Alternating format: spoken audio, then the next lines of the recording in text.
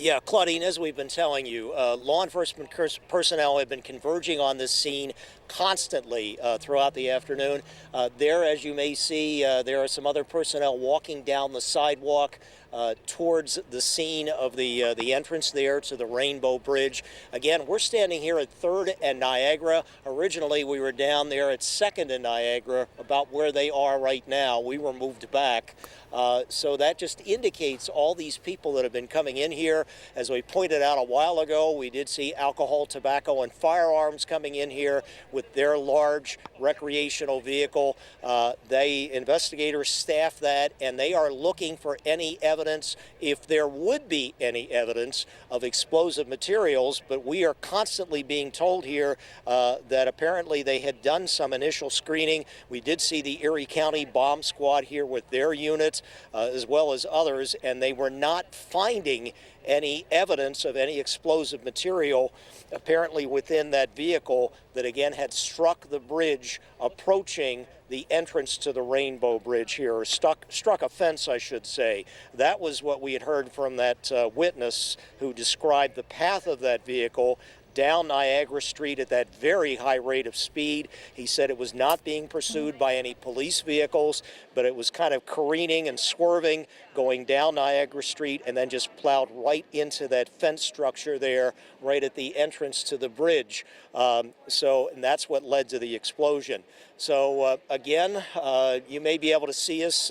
Obviously, Niagara Falls police here, quite a presence, blocking off the streets in this area. I'm going to tell you that earlier this afternoon, we saw a lot of traffic here on 3rd and Niagara because people trying to navigate through here. Obviously, nobody able to get near that bridge at this point. There had been apparently some bridge staffers that had been standing next to the parking garage structure there, just to the left side of the street here on Niagara, approaching the bridge.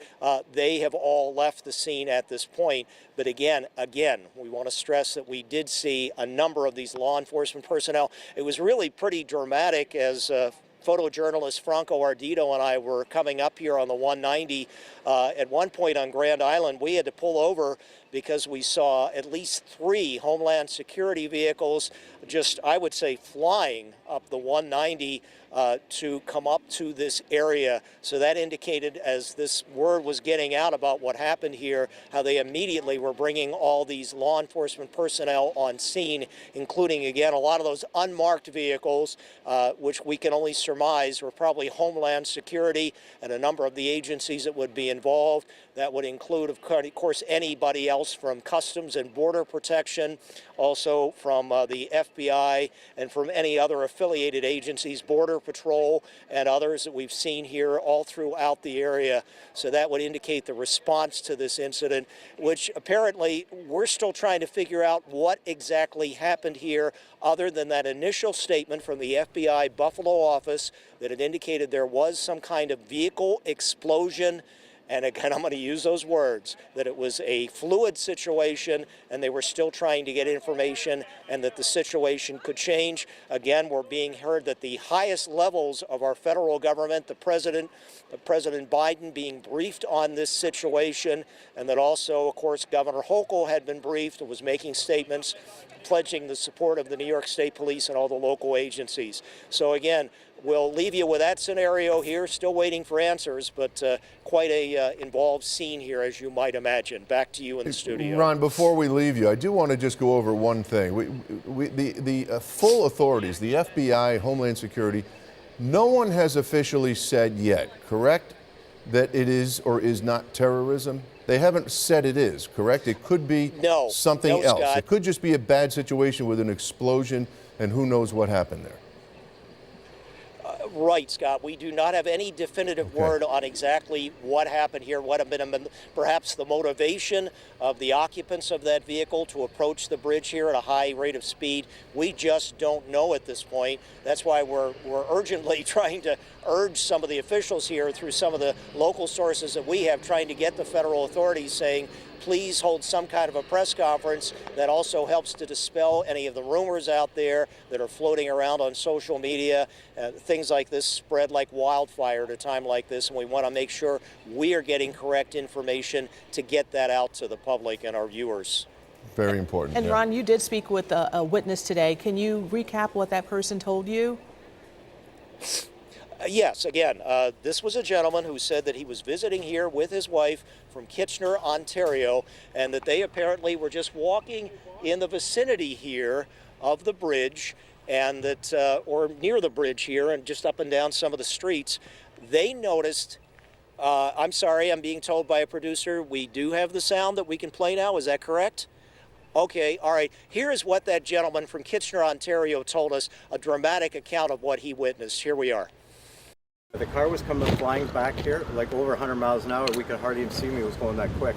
There was a car in front of him. He swerved around it, and then it looked like he hit the fence, and this fire started. And then all of a sudden he went up in the air, and then it was a ball of fire like 30, 40 feet high. I've never seen anything like it. It was really incredible. Again, that gentleman and his wife were okay, but very startled. They did speak, from what they told us, to Homeland Security. They were actually interviewed as witnesses, and they gave them their contact information in case they have to follow up. That is what he told us here, and it's just an amazing account of what he gave there, of what he saw. He did say that it was apparently a sedan.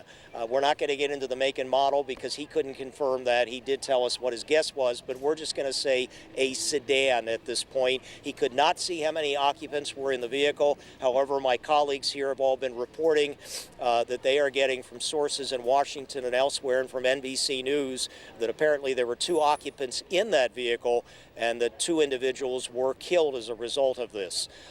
So that is what we're getting from those sources. Again, just a dramatic account he gave us there. So that is the information that we have at this point. We're hoping, really hoping, to get something soon from federal authorities as to what exactly happened here. Scott and Claudine, back to you. And Ron, I think for clarification too, just so that people know, when he saw the car was going into Canada?